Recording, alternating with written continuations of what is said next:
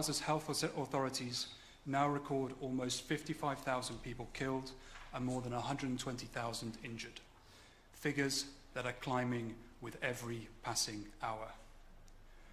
Figures from a recent survey of our own staff indicate that 40% of people that they know who have died of injuries in Gaza were below 10 years old. According to The Lancet, over 350 babies have been born and died since the start of this war. MSF teams on the ground are describing a situation that they call worse than hell on earth. Gaza's homes, hospitals, markets, water networks, roads and power lines have been demolished by Israeli forces. Our colleagues are witnessing the bodily harm, the killing, the destruction, the forced displacement, the starvation of the population of Gaza. They are witnessing the systematic dismantling of every system that sustains civilian life. The health system has been destroyed before our eyes. MSF is witnessing this firsthand through daily, harrowing experiences of our medical teams on the ground. Only a handful of hospitals remain partially functional, and they operate without reliable electricity, without clean water, without essential medicines. Last week, we were forced to relocate our surgical activities from Nazar Hospital in Khan Yunis to an MSF field hospital in Deir al-Balah, because of the displacement orders and bombardments and movement restrictions obstructing our ability to refer patients and our ability to ensure staff get to where they need to be. This has been a regular cycle for our patients and teams throughout this conflict. Since the start of the war, staff and patients from MSF have had to leave 20 different health structures and have endured 50 violent incidents, which include airstrikes against hospitals, tank shells being fired at deconflicted shelters, ground offences into medical centres, convoys fired upon, and the tragic killing of 11 of our colleagues. These attacks are not isolated incidents. They are part of a systematic disregard for international humanitarian law and United Nations Security Council Resolution 2286, which demands the protection of the medical mission. A direct consequence of the destruction of Gaza's health system is that right now, according to the World Health Organization, around 13,000 people, including more than 4,500 children, remain in urgent need of medical evacuation. Nevertheless, despite these needs and the proven capacity of the European Union, only a few hundred patients have been welcomed by European member states. While simultaneously ensuring the Palestinians' right to return, this number can and should multiply many, many times over. Gaza's only remaining lifeline, humanitarian assistance, is being weaponized. Supplies are throttled. If not blocked outright, they are rerouted to advance military and political objectives. This manipulation is a gross violation of international humanitarian law. Aid is a legal obligation, not a bargaining chip, and withholding it amounts to collective punishment. Recently, responsibility for aid delivery has been contracted to the Gaza Humanitarian Foundation. MSF considers this both dangerous and reckless, and as part of the US-Israeli scheme to instrumentalize aid. The GHF launched its activities on the 27th of May. Since then, hundreds of Palestinians have been treated in hospitals and scores have been killed after being shot at distribution sites while waiting to receive basic necessities for survival. As one of our colleagues in Gaza described, some people return with a bag of flour, others with a shroud. For example, on the 11th of June, the MSF-supported Al-Mawazi clinic received 32 casualties, including 3 people dead on arrival. They had been shot on their way to a food distribution site run by the Gaza Humanitarian Foundation. This was not an isolated incident. 3 days earlier, teams at Nazar had received 40 patients, most of them with gunshot wounds. The Gaza Humanitarian Foundation seems to be a cynical ploy to feign compliance with international humanitarian law. In practice, it uses aid as a tool to forcibly displace people as part of what seems to be a broader strategy to ethnically cleanse the Gaza Strip and to justify the continuation of this war waged without limits. For more than 20 months, MSF teams have experienced the repeated forced displacement of Gaza's population and the destruction of life-saving infrastructure that has rendered the area incompatible with human survival. Members of Israel's government have clearly linked this military strategy with calls to eliminate Palestinians from Gaza, a clear call for ethnic cleansing. On a daily basis, our teams are seeing patterns of genocide. In the killing of healthcare and humanitarian workers, in the bombing of medical structures and shelters for displaced people, in the complete blockade including food, water and medical supplies, and the total disregard of rulings issued by the International Court of Justice which demand that Israel ensure humanitarian aid and prevent genocide. Israel is systematically destroying the conditions necessary for Palestinian life in Gaza. This catastrophe is deliberately brought by human decisions, prolonged and enabled by an international community that has yet to summon the courage and decisiveness to stop it. MSF, like many other organizations, has repeatedly called for an immediate and unconditional ceasefire, unfettered humanitarian access, and respect for IHL by all parties. We have condemned atrocities on all sides, including hostage-taking, arbitrary detention, and indiscriminate attacks on civilians, but this military onslaught against a besieged people rages on, growing more brutal by the day. What is happening in Gaza is evidence of a profound failure of moral and political responsibility. So I conclude by asking European member states and other countries to show that solidarity is not just words, but that solidarity is rooted in action and accountability. We specifically call upon the European Union and European governments to exert real pressure and use the leverage they have to stop this assault and open Gaza to unhindered humanitarian aid. Our message to European leaders and beyond is clear. End the siege, defend humanitarian action, and ensure accountability for crimes committed and for violations of international humanitarian law.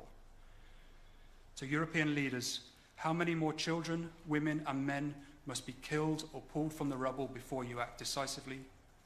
To European leaders, will you continue to remain complicit through your inaction? To European leaders, will you continue issuing empty statements of concern over the situation in Gaza while sending the arms that are killing and maiming the children that we are treating every day? This is a moment that demands more than words. It requires political courage, legal responsibility, and moral commitment to immediately end the suffering of the people of Gaza. Thank you. Thank you very much, Chris. And this call to European leaders are made today ahead of the Foreign Affairs Council and European Council next week. And we strongly hope that this will be heard and that there will be a sign of response and answer by the leadership to whom we addressed those messages. I leave the floor now to our colleague Omar Abeid to provide you a brief overview on MSF operation inside Gaza. Good morning. For the past year now, since last July, I've been in and out of Gaza. Already last July, when you first enter Gaza, the level of violence and destruction is quite impressive. It is,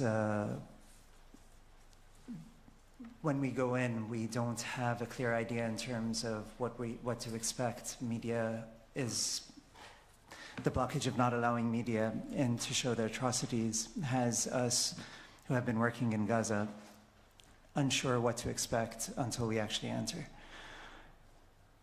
So having worked on Gaza closely since the beginning of the war, I was still shocked when I entered. Arriving in Gaza is an assault on the senses. Sounds are violent, drones are persistent, the smell of sewage are noticeable in most areas. It takes time to learn when a bomb is exploding nearby or far away. It takes time to understand what are the risks, as this context has pushed our limits of what's acceptable. It takes time for your body to calm down and eventually be able to sleep. Most of this trip was either heavily destroyed, like some of the most destroyed areas I've seen, including Syria and Iraq. And the rest of this trip was essentially one camp after another. This was in July 2024. Now, 11 months later, the military operations have expanded. There is a full siege and blockade on Gaza, which makes the safety and security of our teams increasingly difficult to manage. Supplies getting to a point of rationalizing and prioritizing our activities.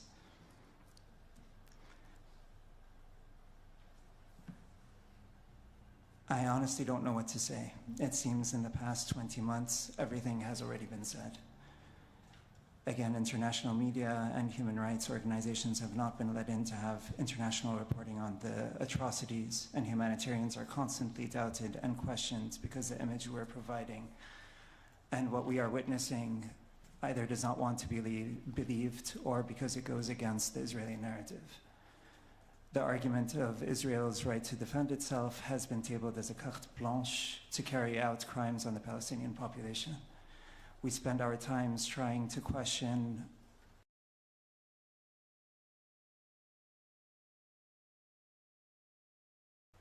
and go through trying to define what we witness are either war crimes or crimes against humanity or ethnic cleansing or genocide or patterns of genocide, instead of focusing on our medical activities. Over the past 20 months, our teams have done an incredible job of trying to maintain medical activities among very serious challenges of supply not being able to enter on a consistent basis, the security and safety of our teams that are constantly compromised, our staff losing families on a consistent basis, constant displacement, hunger. Despite this, we have 1,043 staff, MSF staff, and over 25 international staff that have managed to operate 6 clinics, 2 field hospitals, and running services into Ministry of Health hospitals. And as important as these activities are, it's a drop in the bucket of what's actually needed. So we have been asked to do more than our jobs. It's not enough to try to provide healthcare and protect our teams and bringing in supplies during a blockade and trying to guess where the next target is. We also have to defend what we see is real, to push states to take a stand and allow humanitarian aid in, and to not undermine the humanitarian channels through the Gaza Humanitarian Foundation. We are asking every one of our staff to go over and beyond. We also have to speak out while risking the sustainability of our activities and causing possible blockages and compromises of our operations. So let me try to explain very briefly the impact this war has on the Palestinian population in Gaza and on our operations. We've heard a lot of the terminology in terms of what the damage of infrastructure. The damage of infrastructure means that ambulances and patients can't access regularly the health facilities. It means that the water, fresh water, is not readily accessible, and the water network has fallen apart, and the sewage systems do not work properly. It means evacuation orders, or rather displacement orders, mean that anywhere after receiving a notice, if a notice is received, people have either minutes to evacuate or up to 24 hours to leave for an unidentified time. This means that 1/3 of the Palestinian population has been displaced at least once since the breakdown of the ceasefire, and almost the entire population has been displaced several times since the beginning of the war. Evacuation orders are rarely temporary and more often than not result in the destruction of homes. 82% of the Strip is currently under evacuation orders. This means that every one of our staff has been displaced several times during the conflict. This means that on a weekly basis we have interruptions because our staff have to leave to go evacuate. Targeted attacks. The attacks in Gaza are from the air, sea, and ground. They're constant through the day and the evening. The sounds are violent, even if the Palestinians and the children get used to it. There is an average, since the beginning of the war, of 74 strikes a day. The attacks increasingly since the breakdown of the ceasefire have been closer and closer to protected structures, to our offices, to health facilities. And during the day while we have movements on the same roads. Bombs 150 meters away from our health facilities have become a normal occurrence since the breakdown of the ceasefire. This also means that on a weekly basis over the past 2 months, we have at least once a week, if not several times a week, a staff member that has either been injured or killed, or a family member of theirs that has been injured or killed. When we're talking about embargo, siege, and a blockade, it means that the supplies since the beginning of the war have already been limited. In October, our patients, we were not able to provide food for their full caloric intake to be able to be treated properly. It means that since the beginning of May, the World Central Kitchen has stopped being able to provide food for our patients and staff. It means that we're down to a few weeks with our security stock. It means that the entire population is hungry and they are rationing food. It means that the malnutrition cases in our facilities have greatly increased. It means that our staff, who are more privileged than others, are rationing bread to eat. It means that even the international staff are down to 1 meal a day. It means our drugs are waiting to come in and risk expiring at the border. It means we cannot open activities as we would be able otherwise to do.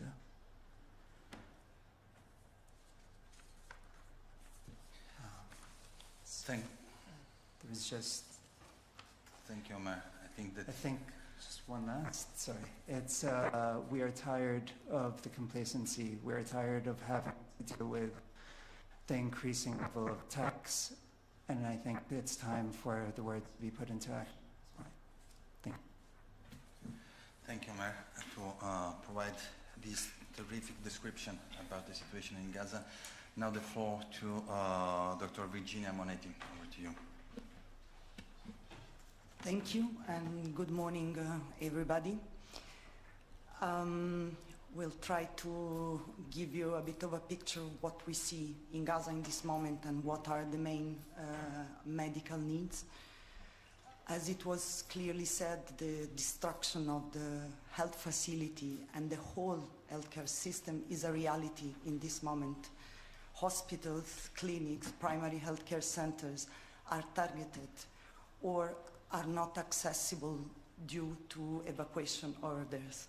The 80% of the street that is not accessible in this moment is because it's a military zone or because it's under evacuation. And when a health facility ends up in an evacuation area, it means patient cannot reach, okay?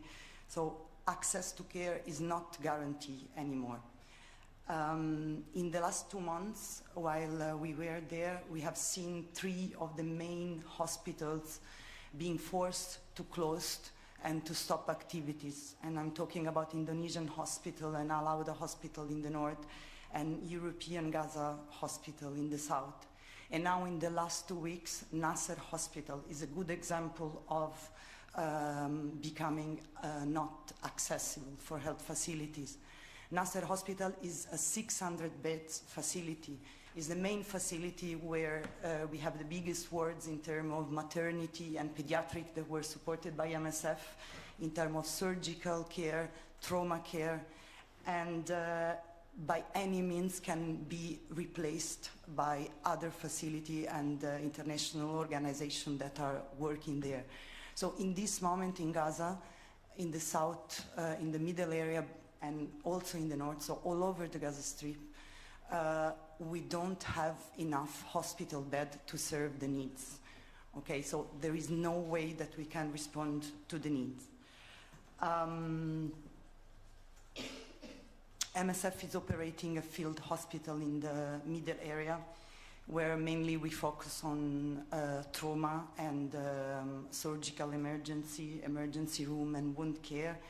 We have recently increased our bed capacity, trying to respond to the increased needs. and we have reached capacity already again. And we cannot scale up activities anymore, not because we don't want, but because if the border is not opening, we will be forced to stop our activity. We don't have the medical supply for it. We don't have the surgical equipment to scale up more our activities. Dressing material is lacking. We are reaching critical stock, and we will not be able to respond to the need. In the north, Gaza City, we have 1 million of people that came back with the ceasefire in January from the middle and south area, and most recently people displaced from the northern governorate that now are military zone or under evacuation. So the city is full of tents, the shelters are on the rubble, and there is almost no access to essential needs. Water and sanitation structure are not existing. We have 3 fully functional primary health care for 1 million people in Gaza, and just 1 hospital able to respond to emergency and trauma. In a moment where we are seeing increased hostility, so increased injury, increased mass casualty in the hospital, that by definition is an increased number of patients that exceed the hospital capacity. And whichever hospital in Europe couldn't deal with one of these mass casualty incidents without being completely knocked out. And in Gaza, it's the reality, it's a daily reality, sometimes more than once a day. And recently, numbers of injured increased, also related and linked to the Gaza aid distribution points. We have seen mass casualty incident happening, and injured patient arrive in primary health care facility, like it was said before. And this is not the place that can manage this kind of injuries. The patient can be stabilized and then sent to a higher level of care, but we are running out of option. All the trauma circuit is broken and is not functioning anymore. At the clinic where we are working and offering primary health care services with general consultation, mental health, wound care, and antenatal care and sexual and reproductive health, both in the north and in the south, we are obliged to close the door at 9 a.m.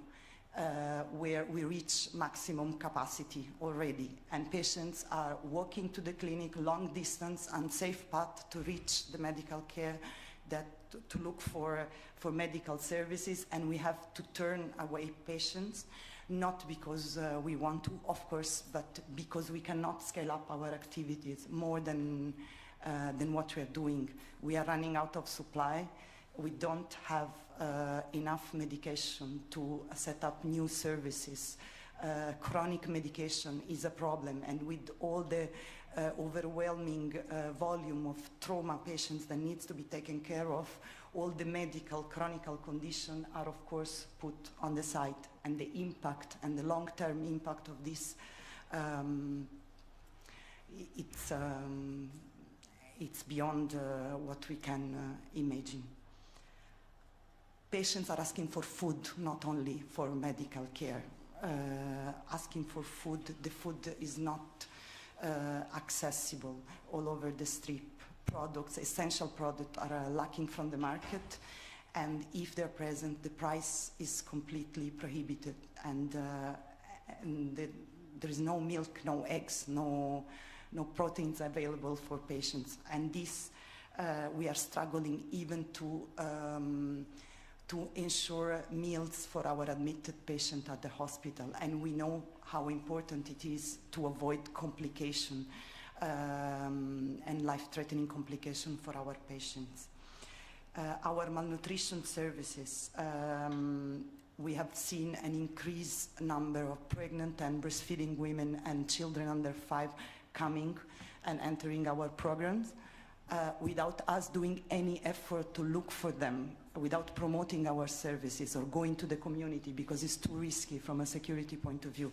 They are just coming, and the cohort is increasing every day. And maybe a last word on healthcare staff. healthcare staff in Gaza is operating beyond the limits of human endurance. And they themselves, as it was said, they've been displaced several times. They need to leave the medical activities to take care of their family. They have lived a total disruption of their normal life and of their social and supportive network. The mental health toll on our staff is heavy and on everybody. In the last 2 months, we have seen at least 3 of our staff that have to be admitted to the hospital, and they become patients themselves. And this is not sustainable. This is not human. So we really call for action now. We need humanitarian aid to enter Gaza. Now we need this to stop. Thank you. Thank you very much, Virginia. Now we open the floor to questions, so please introduce yourself and indicate the media outlet you work for. Please. Thank you very much. Silvia Yuso from El País newspaper. You're calling for action. Right now, the External Service of the European Union is preparing a report on whether Israel breached or not the Article 2nd on human rights compliance, etc., on the EU agreement.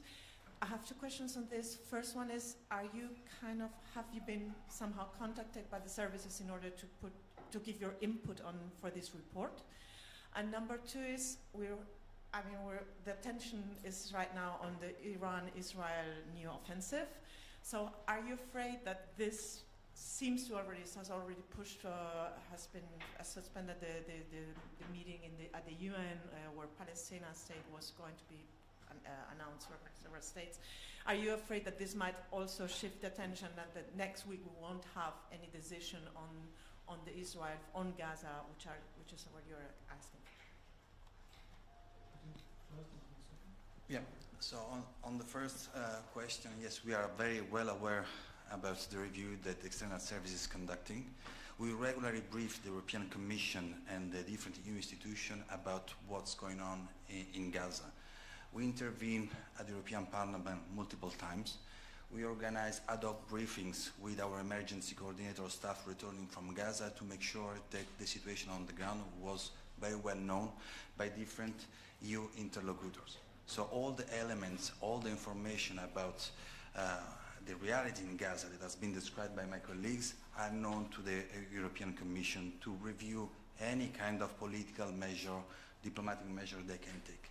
So it's not up to us to indicate which measure. They know what measure they have at their disposal. They know the situation. They have the evidence that MSF transparently share about the situation going on. Yeah, and on the escalation in the Middle East, of course, like everybody, we're watching that with great fear and trepidation. And yes, we're concerned that as a consequence of that, eyes could be taken off what is a horrific and ongoing daily horror in Gaza and the West Bank. And so it seems unbelievable to say, but we're very concerned about losing attention in terms of the atrocities that are happening in the Gaza Strip.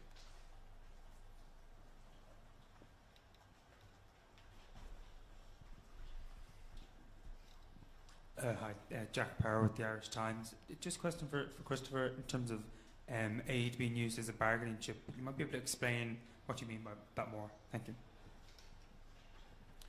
Well, we, as all humanitarian organizations, work according to a set of principles, independence, impartiality, and neutrality. And there's a reason we do that, to ensure that aid is going to the people who need it most, the right aid is going to those people, that we take the aid as closely as we can to those people, and we do so safely, and we do so in a way in which we are not associated with warring parties. And that's the same model that we use all around the world.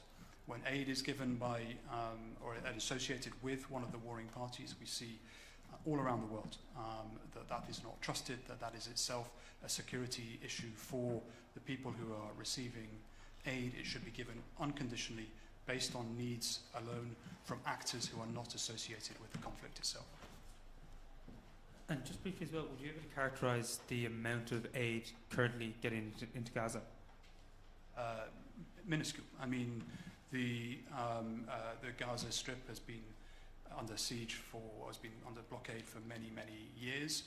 That's been particularly true throughout since October the 7th. Between March and April this year, there was an airtight siege for aid coming into the Gaza Strip. There's been some relief to that over recent weeks. We had 4 trucks ourselves getting in, but this is far from sufficient in terms of being able to run medical humanitarian operations. I was just in contact with a colleague of mine in Gaza this morning, and she was telling me how her biggest fear at the moment is visibility on fuel. Because without fuel, of course, you can't run the hospitals, you can't get water to the people that need it, you can't give clean water to the people who need it, and she's very concerned about the deterioration in terms of the quality of water that is happening as a consequence of lack of fuel. So yes, humanitarian assistance is bringing supplies into the Gaza Strip, it's also distributing them, but it's also having staff who are fit, able, fed to be able to treat patients and to be able to go through the complex medical procedures that my colleague was talking about in terms of the acute medical needs in Gaza. So it's all of this combined, it's supplies and so much more.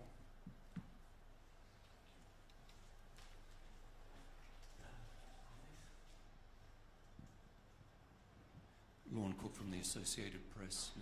Mr. Lockyer, the EU is the biggest donor of aid to the Palestinians, so obviously the blockage of aid is a problem for the EU as much as for anyone else. Given what your colleagues have said today, the blocking of a trade agreement or the suspension seems a bit pathetic. Is there any leverage that you see that the EU can use that it's not using at the moment? I probably should be asking the question to the other side, but perhaps you see something that's not obvious. Well, yeah, I mean, I think that's a question which I do hope that you address to European leaders to ensure that their commitments to humanitarian assistance are reaching Gaza as well. I would say that I started my intervention with using all economic, political and diplomatic means that they have to ensure that the pressure is on there to stop the carnage, but also to allow humanitarian assistance to come into the Gaza Strip at the massive scale that is needed.